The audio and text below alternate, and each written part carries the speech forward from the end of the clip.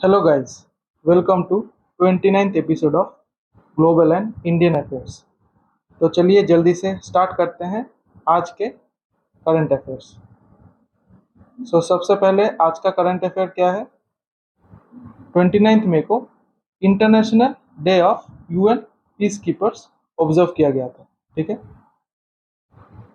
याद रखिएगा 29 में international day of UN peace keepers observe किया जाता है। ठीक है, it was on this day in 1948 that the first UN peacekeeping mission UN Truce Supervision Organization UNTSO began operations in Palestine। ठीक है, 1948 में UNTSO UN Truce Supervision Organization began operations in Palestine। ठीक है, it was so designated by the United Nations General Assembly Resolution 57 by 129 on December 11, 2002, after an official request of the Ukrainian Peacekeepers Association and the government of Ukraine to the UN General Assembly and first celebrated in 2003। So basically December 11, 2002 को ये resolution pass हुआ था by United Nation General Assembly and first observe किया गया था 2003 में। ठीक है, 2023 marks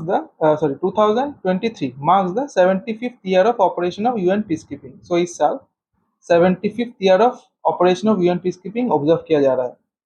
The Dag Hammarskjöld medal was posthumously awarded to peacekeepers who passed away in 2022। So ये Dag Hammarskjöld medal, sorry guys मुझे इसका एग्जैक्ट प्रोनाउंसिएशन नहीं पता, तो आप थोड़ा सा गूगल में देख लीजिएगा, मैं इसको इंग्लिश में ही प्रोनाउंस कर ले रहा हूँ। ठीक है, ये अवार्ड जो है 2022 में जो भी मार्टियर्स है, ठीक है, जो भी यूएन पीस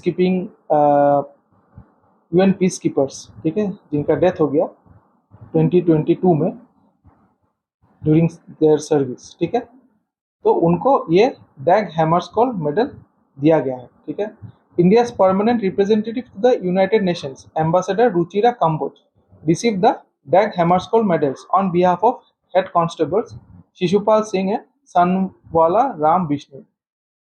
ठीक है, तो ये दो हेड कांस्टेबल्स के बिहाफ में हमारे जो India's permanent representative to the UN ambassador Ruchira Kamboj ji हैं, उन्होंने अवार्ड को रिसीव किया है। ठीक है,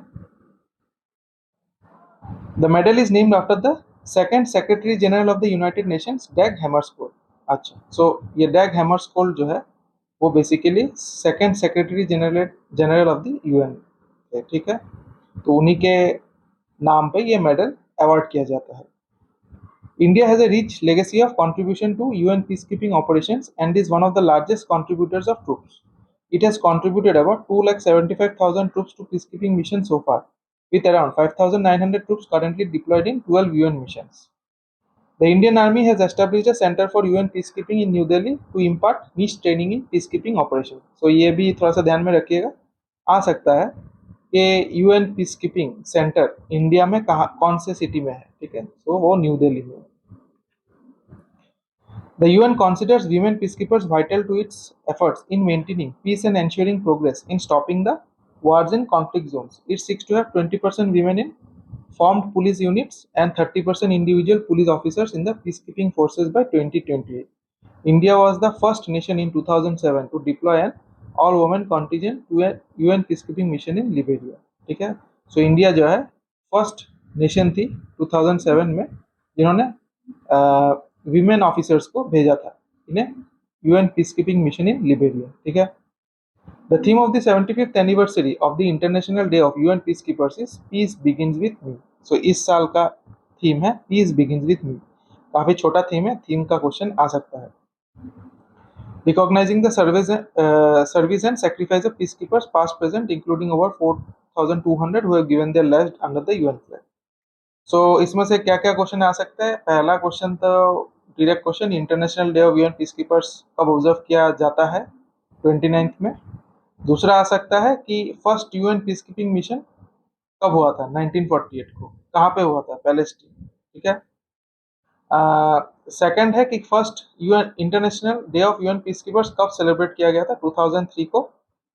2023 कितना मतलब कौन सा ईयर ऑफ सेलिब्रेशन कर रही है, ऑब्जर्व कर रही है फॉर यूएन पीस कीपिंग, ठीक है, 75th ईयर।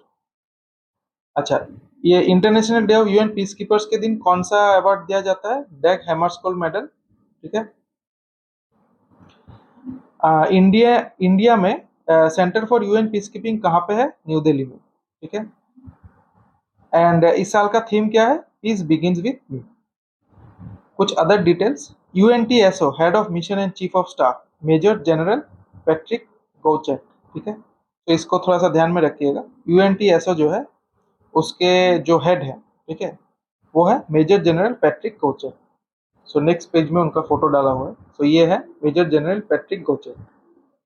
यूएनटीएसओ का हेडक्वार्टर कहाँ पे है? जेरूसलम में। यूएनटीएसओ वाज फाउंडेड ऑन 29 में 1948, ठीक है। ये है यूएनटीएसओ का लोगो।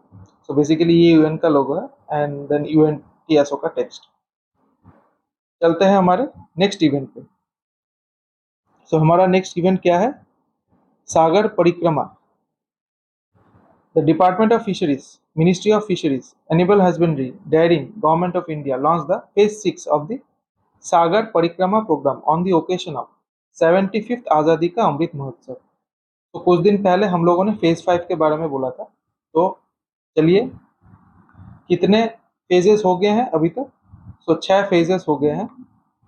और कौन कौन से स्टेट्स कवर हुए हैं वो थोड़ा सा मैं यहाँ पे आपको बता देता हूँ, ठीक है। 6 स्टेट्स। सो एक स्टेट, एक तो यूनियन टेरिटरी हो जा रहा है। सो ये यहाँ पे फेज 6 जो है वो अंडमान एंड निकोबार आइलैंड्स, ठीक है। बाकी जो 5 फेजेस हैं, तो मैं फेज वाइज नहीं बोल रहा हूँ, मैं इन ऑर्डर वैसे बोल दे रहा हूँ, ठीक है। तो सबसे पहले गुजरात, ठीक है। उसके बाद आ जाता है दामन एंड दीव।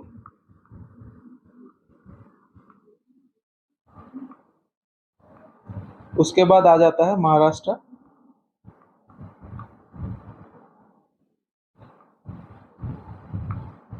उसके बाद आ जाता है कर्नाटका। फेज 5 जो है वहां पे गोवा एंड महाराष्ट्र कवर किया गया, ठीक है। एंड छठा जो है सो ये है 6th, ठीक है। 6th है अंडमान एंड निकोबार आइलैंड्स, ठीक है। सो इसको थोड़ा सा ध्यान में रखिएगा, आ सकता है क्वेश्चन कि फेज 6 में सागर परिक्रमा प्रोग्राम कौन से स्टेट या यूनियन टेरिटरी को कवर किया, ठीक है। Andaman and Nicobar islands. चलते हैं नेक्स्ट इवेंट पे। Bank of Maharashtra emerged as the best bank in terms of bad loan management, with NPA reducing to 0.25% during the fiscal year ended March 2023, ठीक है। So bank of Maharashtra जो है उसमें सबसे lowest NPA आया है for the physical year March 2023। So कितना NPA है? 0.25%, ठीक है। According to published yearly bank figures, this is the lowest ratio among all banks with total business over 3 lakh crore, not just public sector bank. So ये सारा private plus public मिला के bank of Maharashtra का कुछ ज्यादा अच्छा परफॉर्मेंस आया है इस साल। Pune based state owned lender was followed by HDFC Bank, which saw its net NPA drop to 0.27%, and Kotak Mahindra Bank, which came in third with 0.37% of net advances. Okay, so HDFC bank second में आया है, Kotak Mahindra bank third में। मैं just ये underline कर देता हूँ। बाकी जो इम्पोर्टेंट है वो तो बैंक ऑफ महाराष्ट्र ही है कि टोटल जो उनका एनपीए है सबसे लोएस्ट आया है for financial year March 2023। On the PSB front, BOM was followed by country's largest lender, State Bank of India, with net NPS reducing to 0.67% at the end of March 2023. So, state bank of India, ठीक है, उसका मतलब सारे PSBs में bank of Maharashtra top में है, और जो स्टेट बैंक ऑफ इंडिया है वो है सेकंड में, ठीक है। एंड थर्ड में है बैंक ऑफ बड़ौदा, ठीक है। सो ध्यान में क्या रखना है? ध्यान में हमको रखना है कि बैंक ऑफ महाराष्ट्र जो है सबसे टॉप में है for reducing NPAs. Private banks में एचडीएफसी बैंक, ठीक है, सेकंड में है। Followed by Kotak Mahindra bank, ठीक है, और पीएसबीज में SBI bank and bank of Baroda. So ये जो ऑर्डर है ना, सो आप थोड़ा सा देख सकते हैं कि जो एसबीआई है, एसबीआई का काफ़ी ज़्यादा एनपीए है कंपेयर टू एचडीएफसी बैंक बोले या कोटक महिंद्रा बैंक बोले, ठीक है। बट एग्जैक्ट रैंकिंग्स मुझे मिला नहीं, सो मैं इसलिए यहाँ पर डाल नहीं पाया। बीच में ऐसा हो सकता है कि एसबीआई और कोटक महिंद्रा के बीच में दूसरा कोई बैंक्स हो, ठीक है। बट एनीवे, आपको ये बेसिकली ध्यान में रखना है कि बैंक ऑफ महाराष्ट्र जो है वही है सबसे best performer in reducing NPS, ठीक है। उसके बाद क्या है, उसके बाद है BOM has almost totally provision for NPS and has the highest provision coverage ratio of 98.28%. So bank of Maharashtra ने प्रोविजन फॉर एनपीए में भी, ठीक है, जो प्रोविजन कवरेज रेशियो होता है, ठीक है, जो मेजरमेंट या मैट्रिक्स होता है प्रोविजन को नापने का, ठीक है, अगेंस्ट द एनपीएस, उसमें भी उसका हाईएस्ट कवरेज रेशियो आया है, ठीक है। सो 98.28%, followed by UCO Bank at 94.5% and Indian Bank at 93.82%, ठीक है। सो इसको भी आप थोड़ा सा ध्यान में रख सकते हैं। In terms of capital adequacy ratio, BOM has the highest CAR among PSBs, followed by Punjab and Sindh Bank and Canara Bank as of March 31st, 2023. So capital adequacy ratio में among the PSBs bank of Maharashtra सबसे highest capital adequacy ratio है, ठीक है। According to bank data, BOM held the top rank among scheduled commercial banks in terms of loan growth with a 29.49% increase on an annual basis. Indian Overseas Bank came in second with a 21.29% increase, followed by IndusInd Bank with a 21% increase. State Bank of India, the country's largest lender, increased loans by 15.8% fiscal year 22-23. उतना important नहीं है, जो मैंने mark किया first line, second line, third line, इसको ज़्यादा ध्यान में रखिएगा। In terms of deposit growth rate, HDFC Bank ranked first with 20.8%, followed by Federal Bank with 17% growth and Kotak Mahindra with 16.49% growth. So in terms of deposit growth rate, HDFC Bank ने top कर दिया है, ठीक है। So सबसे ज़्यादा deposits है HDFC Bank का।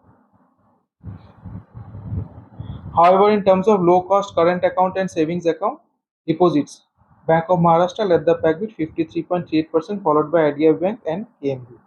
Okay. तो low cost current and savings account में भी बैंक ऑफ महाराष्ट्र ने टॉप किया है, ठीक है। कल के दिन हम लोगों ने बैंक ऑफ महाराष्ट्र का कुछ परफॉर्मेंस रिलेटेड रिजल्ट्स हम लोगों ने डिस्कस किया था, तो आप चाहे तो मेरे कल के वीडियो यानी 20 मई के वीडियो को देख सकते हैं। जस्ट एक रिफ्रेशर के लिए मैं थोड़ा सा ये जो MD एंड CEO है प्लस हेडक्वार्टर प्लस फाउंडेड वो थोड़ा सा रिफ्रेश करवा देता हूँ, ठीक है। सो बैंक ऑफ महाराष्ट्र के MD एंड CEO कौन है? AS राजीव। कल के वीडियो में मैंने डाला था, आप चाहे तो फोटो देख सकते हैं वहाँ से। हेडक्वार्टर तो पुणे में है, ठीक है, एंड फाउंडेड ऑन 16 सितंबर 1935, ठीक है, 1935। सो इसको थोड़ा सा नोट कर लीजिए। चलते हैं नेक्स्ट इवेंट।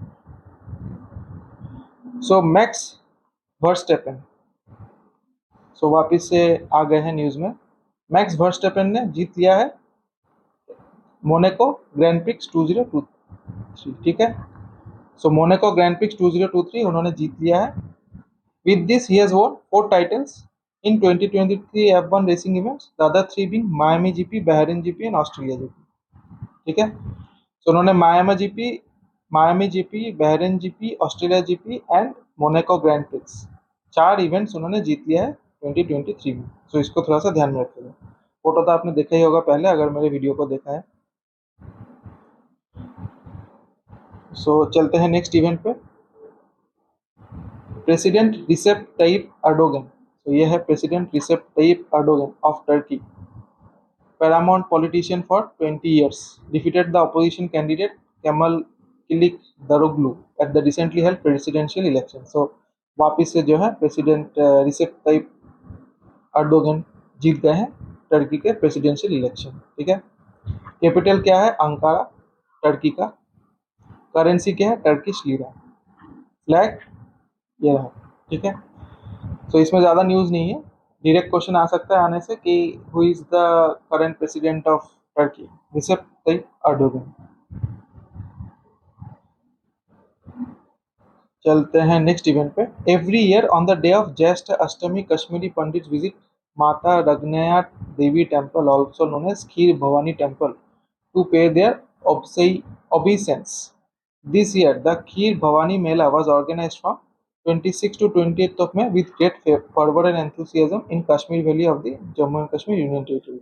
So ये खीर भवानी मेला कहाँ पे ऑर्गेनाइज हो गया है? Kashmir valley of Jammu and Kashmir. ध्यान रखिएगा, खीर भवानी टेम्पल कहाँ पे है? कश्मीर में, ठीक है। अच्छा, ओबीसेंस का थोड़ा सा मीनिंग चेक कर लेते हैं। चलिए देखते हैं, मेरा इंटरनेट काम कर रहा है। ओबी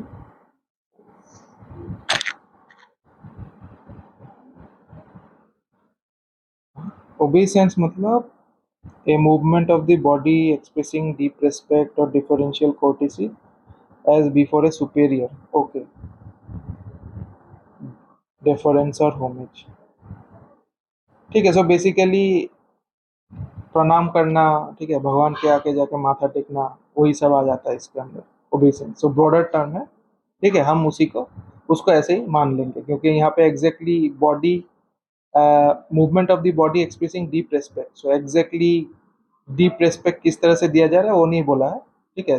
तो हर एक कल्चर में अपना अपना वे ऑफ गिविंग रेस्पेक्ट होता है, तो हम जस्ट एज्यूम कर लेंगे कि भगवान के आके माथा टेक रहे हैं। चलिए नेक्स्ट इवेंट क्या है? The second Indo Pacific economic framework for prosperity ministerial meeting was held in Detroit which was hosted by the US.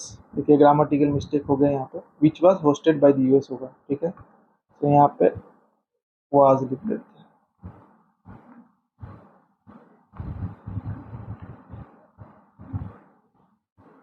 was hosted by the US, ठीक है। IPF was launched jointly by the USA and other partner countries of the Indo-Pacific region on May 23rd, 2022 at Tokyo. So IPF कब launch हो गया था? May 23rd, 2022 को Tokyo में, ठीक है। IPEF has 14 partners, 14 partner countries including Australia, Brunei, Fiji, India, Indonesia, Japan, Republic of Korea, Malaysia, New Zealand, Philippines, Singapore, Thailand, Vietnam and USA. So यहाँ से दो क्वेश्चन आ जाता है। एक तो है कि second Indo Pacific economic framework for prosperity meeting कहाँ पे हुआ था? डेट्रॉइट में, ठीक है। दूसरा है आईपीएफ कब सेटअप किया गया था? मई 23rd, 2022 को। कितने मेंबर कंट्रीज है? 14 मेंबर कंट्रीज। बस इतना याद रखने से हो जाएगा। और एक कुछ दिया है, framework is structured around 4 pillars relating to trade, pillar 1 supply chains, pillar 2 clean economy, pillar 3 fair economy, pillar 4। India had joined pillars 2 to 4 of IPA while it has observer status in pillar 1. Okay, तो ये आप थोड़ा सा ध्यान में रख सकते हैं, बट उतना इम्पोर्टेंट नहीं है। जो मैंने मार्क किया है वो दो ज़्यादा इम्पोर्टेंट है, ठीक है। चलते हैं नेक्स्ट इवेंट पे। Indian neighbor Nepal allowed India Satluj Jal Vidyut Nigam Limited to develop a second hydropower project in the country. At present, SJVN is developing a 900 megawatt Arun 3 hydroelectric power, a runoff river located on Arun River in eastern Nepal, scheduled to be completed in 2024. So, Nepal में सतलुज विद्युत निगम limited जो है एक 900 वाट megawatt का Arun 3 hydroelectric project already कर रहा है, जो कंप्लीट होगा 2024 में। इसके साथ और एक प्रोजेक्ट 669 मेगावाट का project lower run hydro power project in eastern Nepal, ये भी एसजेवीएन ही करेगा, ठीक है। वहाँ पे the IBN had approved 92.68 billion investment for the development of the project. तो इसको थोड़ा सा ध्यान में रख सकते हैं। मुझे नहीं लगता कि इसका डायरेक्ट कुछ क्वेश्चन आएगा, बट फिर भी कहा नहीं जा सकता, ठीक है। सो इतना ध्यान में रखिएगा कि नेपाल में सतलुज विद्युत निगम लिमिटेड दो हाइड्रोइलेक्ट्रिक प्रोजेक्ट्स कर रहे हैं, ठीक है। एक 900 मेगावाट का, एक 669 मेगावाट का। Prime Minister Pushpa Kamal Dahal, also known as Prachanda, will be visiting India on 31st.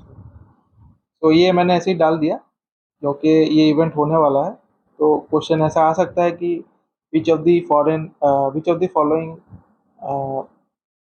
Of the prime minister of which of the following countries recently visited India. ठीक है, तो पुष्प कमल दाहाल ऑफ नेपाल। ठीक है,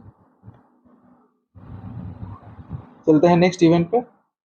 Chennai Super Kings star batter Ambati Rayudu, तो ये है Ambati Rayudu, announce his retirement with the IPL 2023 final against the Gujarat Titans being his last match in the tournament. So Ambati Rayudu जो है वो रिटायर कर जाएंगे फ्रॉम द आईपीएल। ठीक है, has been part of the Chennai Super Kings since 2018 and won 2 titles with the franchise. He had begun his IPL career with Mumbai Indians in 2010. So उतना खास important नहीं है, मुझे नहीं लगता कुछ खास कोई क्वेश्चन आएगा। ठीक है, बिकॉज रिटायरमेंट हो गया है, बट मैंने डाल के इसलिए रखा है क्योंकि कहा नहीं जा सकता ना, इसीलिए ध्यान में रखिएगा जस्ट, क्योंकि इससे भी इम्पोर्टेंट इवेंट्स होते रहता है। ठीक है, नेक्स्ट इवेंट क्या है, 2023 Cannes film festival winner list. So ये तो हमारा विनर लिस्ट आ गया है। सो पाल्म दी और एनाटॉमी ऑफ ए फॉल, ठीक है, ये मूवी है। ग्रैंड प्रिक्स मिल गया है जोन ऑफ इंटरेस्ट मूवी को। Jury prize fallen leaves movie. Best director मिल गया है कैन Anh Hung for the pot au feu. Best screen play मिल गया है Yuji Sakamoto for monster. Best actress मिल गया है Merve Dizdar for about dry grasses. Best actor मिल गया है Koji Yakusho for perfect days. Honorary palme d'or Michael डोगलास, ये इसके बारे में हम लोगों ने ऑलरेडी बहुत पहले ही डिस्कस किया था। क्योर पाम मिल गया है मॉन्स्टर मूवी को। Camera d'or for best first film yellow cocoon shell. Palme d'or for best short film 27 DIR Flora है ना बुरा। एनीवे हमको क्या क्या याद रखना है, best actress, best actor, honorary palm D और हो गया है, पाम डी और याद रख लीजिएगा, ये चार तो डेफिनेटली याद रखिए। ग्रैंड पिक्स याद रख लीजिए 5। ठीक है, उससे ज़्यादा आई डोंट थिंक बाकी कुछ देगा, बिकॉज उतना याद रखना भी मुश्किल ही होता है। ठीक है, ये 5 डेफिनेटली आप याद रखिए। चलते हैं नेक्स्ट इवेंट पे। India's GDP is expected to grow in the 6 to 6.5 range in financial year 24, with the agriculture growth continuing at a healthy pace, a recovery in industrial growth, and the services sector remaining resilient, according to Bank of Baroda's Economic Research Department. So, Bank of Baroda के Economic Research Department ने एक report release कर दिया है जिसमें बोला है India का जो GDP है that is expected to grow in the 6 to 6.5% range in financial year 2024. Very important, ये तो आएगा ही, ऐसे ही उठा के चिपका देगा। Bank of Baroda's GDP growth estimate for India for financial year 24 is slightly higher than IMF's projection of 5.9%. ठीक है, सो IMF ने पहले बोला है 5.9% GDP growth rate हो सकता है। According to advanced estimates, India is expected to clock 7% GDP growth in financial year 2023. So ये सेकंड लाइन भी इम्पोर्टेंट है, इसको भी थोड़ा सा ध्यान में रखिएगा। वैसे कुछ दिन पहले मैंने वर्ल्ड बैंक, UN, ठीक है, IMF, ऐसे कुछ ऑर्गेनाइजेशंस का मैंने डिस्कस किया था ऑलरेडी, तो आप चाहे तो मेरे आई थिंक ये सैटरडे का वीडियो होगा, 27 या 26 का वीडियो होगा। ठीक है, आप चाहे तो वो वीडियोस मेरा देख सकते हैं। चलते हैं नेक्स्ट इवेंट पे। 59 death anniversary of India prime minister, first prime minister Pandit Jawaharlal Nehru was observed on 27 मई। सो 27 मई को PM नेहरू का डेथ एनिवर्सरी था, 59 डेथ एनिवर्सरी। ठीक है, बाकी तो आपको पता ही है उनके बारे में, मैंने ऐसे ही डाल दिया। आ सकता है क्वेश्चन, ठीक है, कहा नहीं जा सकता, पूछा जा ही सकता है। सो 27 मई को उनका डेथ एनिवर्सरी था। Writer Damodar Mauzo, who is often termed the Doyen of Konkani literature, was presented the prestigious 57th Gyanpith Award 2022. तो 57 Jnanpith award for the year 2022 किसको मिल गया है, दामोदर मौजो को। ठीक है, वो गोवा से बिलोंग करते हैं। बाकी जो है थोड़ा सा आप पढ़ लीजिएगा। अच्छा, और एक चीज़ मैं जस्ट बता देना चाहता हूँ यहाँ पे, his latest book the weight has been nominated for the value of word awards in the English translation category as well. ठीक है, मिला है अभी तक, वो मेरे पास इंफॉर्मेशन आया नहीं है, बट उनका जो लेटेस्ट बुक है उसका नाम है द वेट। सो इसको थोड़ा सा ध्यान में रखिएगा। क्वेश्चन आ सकता है कि मतलब बुक रिलेटेड क्वेश्चन आ सकता है कि who among the following is the author of the book the weight. ठीक है, सो दामोदर मौजे। सो दो क्वेश्चंस हो गया है। 57 ज्ञानपीठ अवार्ड किसने किसको मिला है? दामोदर मौजे। और द वेट के ऑथर कौन है? दामोदर मौजे। ठीक है, चलते हैं नेक्स्ट इवेंट पे। Karnataka bank appointed veteran banker Shri Krishnan Harihar Sharma, as its new managing director and CEO. So ये है श्री कृष्णन हरिहर शर्मा। ठीक है, कर्नाटका बैंक के new managing director and CEO. ठीक है, बाकी थोड़ा सा पढ़ लीजिएगा। कर्नाटका बैंक का हेडक्वार्टर कहाँ पे है? Bengaluru. Karnataka bank founded on 18 फरवरी 1924। ठीक है, सो डायरेक्ट क्वेश्चन आएगा इससे कि आने से डायरेक्ट क्वेश्चन ही आएगा कि MD and C of Karnataka bank किसको अपॉइंट किया गया है? श्री कृष्णन हरिहर शर्मा। नेक्स्ट इवेंट क्या है? Fintech company PhonePe announced that the company has become the first digital payments app to successfully enable the linkage of 2 lakh rupee credit cards to the UPI. So for the first time phone पे ने क्या किया है? 2 लाख रुपए credit cards को UPI के साथ link कर दिया है। ठीक है, सो अभी इन क्रेडिट कार्ड्स से डायरेक्टली यूपीआई के थ्रू पेमेंट किया जा सकता है। ठीक है, सो इसको थोड़ा सा आप ध्यान में रखिएगा, आ सकता है मतलब बैंकिंग रिलेटेड एग्जाम्स में। नेक्स्ट इवेंट क्या है? The Indian Space Research Organisation and the Raman Research Institute Bengaluru have joined hands to embark on an exciting mission known as the X-ray polarimeter satellite. तो एक्स-रे पोलरीमीटर सैटेलाइट या XPoSat इन दो organisations के बीच tie up है, ISRO and Raman Research Institute. This collaborative effort aims to delve into the dynamics of bright astronomical X-ray sources, shedding light on their behavior and characteristics. This satellite is scheduled to be launched later this year. XPOSAT carries two scientific payloads, each having a distinct purpose in unraveling the mystery of X-ray sources. So एक होगा POLIX, POLIX का full form है Polarimeter Instrument in X-rays, and second payload है SPECT, X-ray Spectroscopy and Timing. So full forms थोड़ा सा ध्यान में रख सकते हैं। While XPOSAT marks India's first venture into polarimetry missions. So XPOSAT जो है इंडिया का फर्स्ट पोलरीमेट्री मिशन है। ठीक है, इस साल के एंड में इसको लॉन्च किया जाएगा। It is worth mentioning that NASA launched the world's second polarimeter mission called the Imaging X-ray Polarimetry Explorer IXPE in 2021. So NASA का जो सेकंड पोलरीमेट्री मिशन था IXPE वो 2021 में लॉन्च हुआ था। सो यहाँ से दो ही क्वेश्चन आ सकता है। एक तो है कि एक्सपोसेट किन दो ऑर्गेनाइजेशंस के बीच टाई अप है? ISRO and Raman Research institute.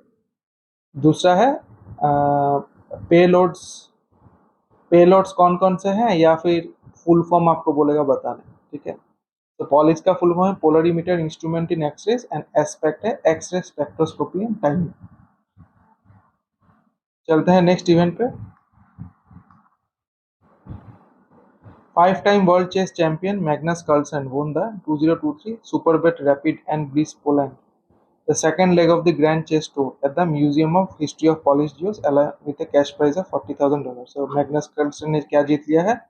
2023 Superbet Rapid and Blitz Poland chess championship. ठीक है, तो ध्यान में रखिएगा। सुपरबेट रैपिड चेस चैंपियनशिप किसने जीता है? Magnus Carlsen. सिंपल।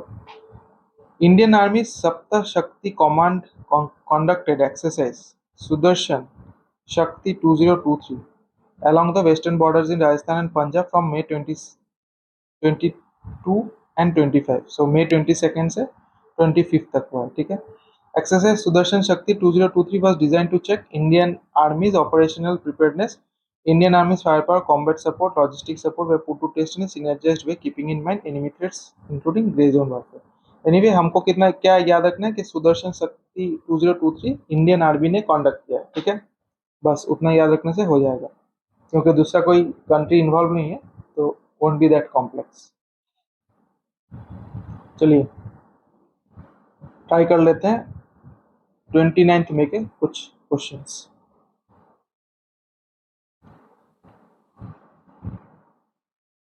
सबसे पहला क्वेश्चन क्या है? 57 Jnanpith award has been recently won by Damodar Maurya. Jnanpith award was instituted in which year? 1961. Who among the following was recently appointed as the MD and CEO of Karnataka Bank? Shri Krishnan H Sharma. Devdatt Chand, Bank of Baroda, कुछ दिन पहले हम लोगों ने discuss किया था, ठीक है. एंड रजनीश कन्नट का है bank of India. Who among the following recently won the Monaco Grand Prix 2023? Max Verstappen. Who among the following is the PM of Nepal? पुष्प कमल दहाल. रामचंद्र पौडेल जो है वो प्रेसिडेंट है, ठीक है.